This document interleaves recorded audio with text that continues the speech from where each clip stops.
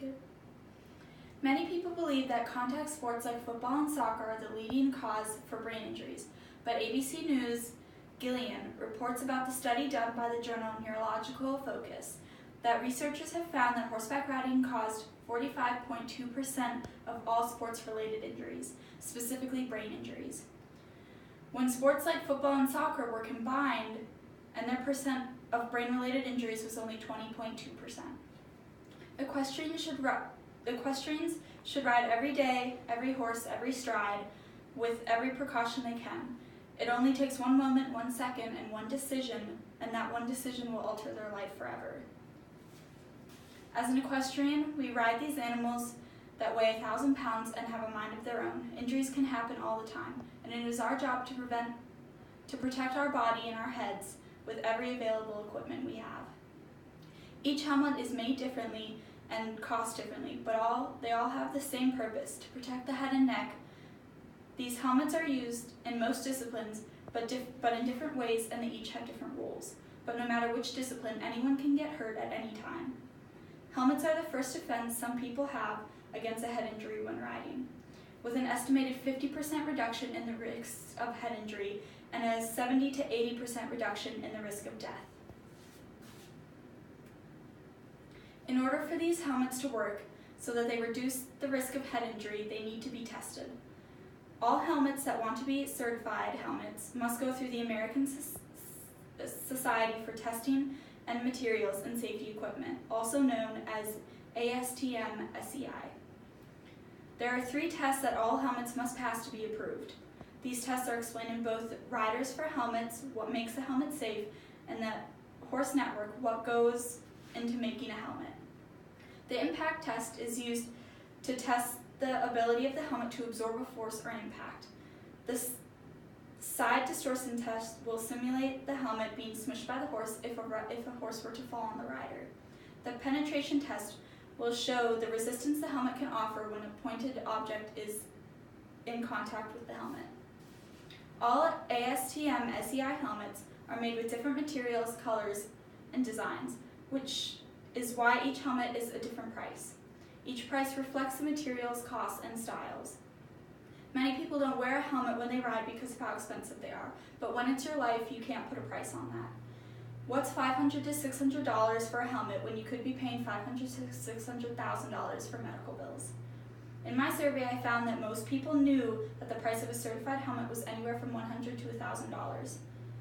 At places like Dover Saddlery, on their ASTM-SCI helmets page, you can find helmets for sale in a range of prices and styles and colors. The cost of a helmet can be high, but it is protecting the most important organ in your body, the brain.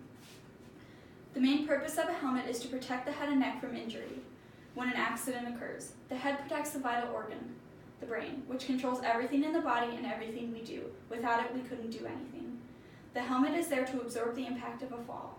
My survey showed that everyone knew that the job of the helmet was to protect the head and neck from injury, but yet out of the 9 people that said they had ridden a horse, 7 of them said they did not wear a helmet.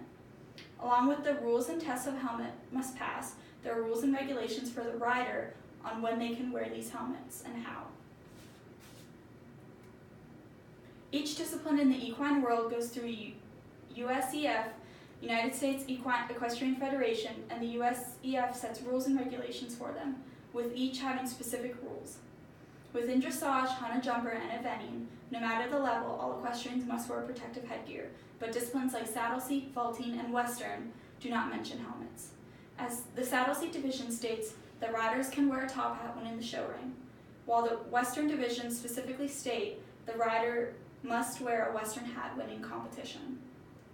Why, when riding an animal that will never be 100% under your control, would wearing a helmet be anything but required? No one should ever say no to wearing a helmet when on a horse.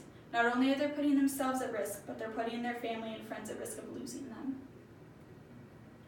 Nobody thinks that it will be them that get seriously injured when riding until it is, and then they have nothing to protect their head. Just like Courtney King died, she didn't think it would happen to her. All she was doing was hopping on a horse to show a dressage movement, and the horse slipped and fell on her, causing a severe head and neck injury which caused paralysis. She used to think It should be someone's choice whether or not to risk their life or not by wearing a helmet. But after seeing how many people look up to the high-level riders, she believed there should be a rule for helmets. She states in her book, "It should be a rule, especially at the top, because that's what people watch, that's what influences people. We aren't only responsible for ourselves and our loved ones, but also for the multitude of passionate viewers that could mimic us." Helmets absorb the impact and the force of a fall and prevent your brain from hitting your skull.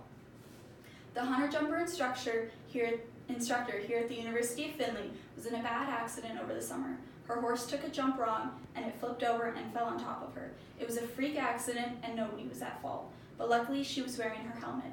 She was taken to the hospital and she was okay, but her helmet was destroyed, cracked and dented, and had to be thrown away. Her helmet saved her life from an accident that no one could control. Life can throw things at you and you need to always be prepared. The equine world has many rules on how helmets should be tested, along with the rules the riders must follow when to wear them. Nobody can predict what a horse is going to do, so wearing a helmet every time you get on a horse could save your life, because you never know, the one time that you don't wear a helmet is the time that you really need it.